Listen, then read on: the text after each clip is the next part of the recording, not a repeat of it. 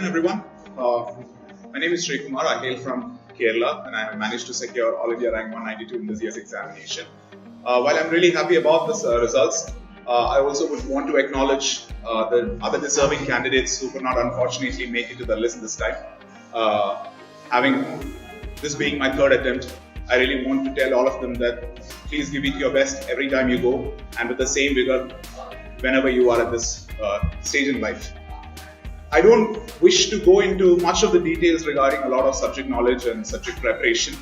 Just want to give you a brief insights about how this journey is always more about your mental and emotional stability rather than about your intellectual skills and your capacity to learn a lot in depth.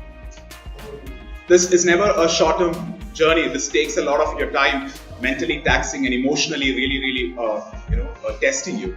So accepting failures really graciously and having a moderate happiness at your success is really key to have a moderate mindset while you're writing this examination. Having said that, I thought I would spare some time to give you or people who are attending this seminar a brief insights about how I dealt with a subject that I really like a lot, which is international relations. IR has always been one of the subjects which I have been keen on learning, something which I deeply read about, and something which I've built a lot of perspectives over the years. Now, in UPSC, one may expect that you need to know every details about the international relations, about every country's what's being going on there, all the bilateral events, all the bilateral relationships. Maybe that level of knowledge or that level of research is not probably required for UPSC. We have to probably stick to the syllabus, which clearly gives us an idea about what is required for this exam and what is not. So I would want to touch upon India and its neighborhood, maybe not about how to, what is that topic all about, probably how to learn that or how to probably approach it. You need to build a general perspective about how things are happening around India, about how India deals with its neighbors, about how different countries are having its relationship in which all dimensions. Presumably, we have certain neighbors with which we don't have a very cordial relationship, but we also have certain other neighbors with which India have a very deep relationship and engages frequently on multiple levels. So you don't need to go and search for a textbook which gives you the entire or the encyclopedia of international relations.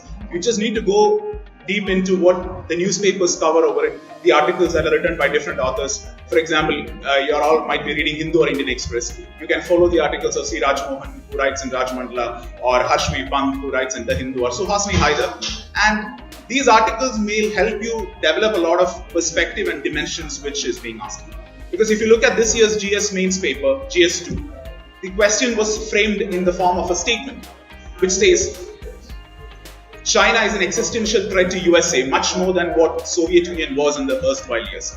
So for such topics, you don't need to go into the history of these countries or detail right about how these topics are. You just need to give an idea about how these countries are different from time periods, how geopolitics have changed over the years, how the nature of warfare has changed, how the conflict is more economic in nature rather than how it is political that we used to see in the Cold War era. So give your perspectives in different dimensions, maybe from an economic perspective, from a science and technology perspective, political perspective, defense perspective, security perspective, and that's probably your answer. But at the end, the most important is to have your own viewpoint or your own idea towards the conclusion. Now, if you build that over the years and keep reading, I believe that international relations is just like any other GS topic and something which is very exciting as well. And I think that's too much gyan from me for the time being. And I hope really that you all have a fruitful journey and just be consistent, as my friend had already mentioned before. And you're all soon are sure to find success one way or the other. And thank you so much.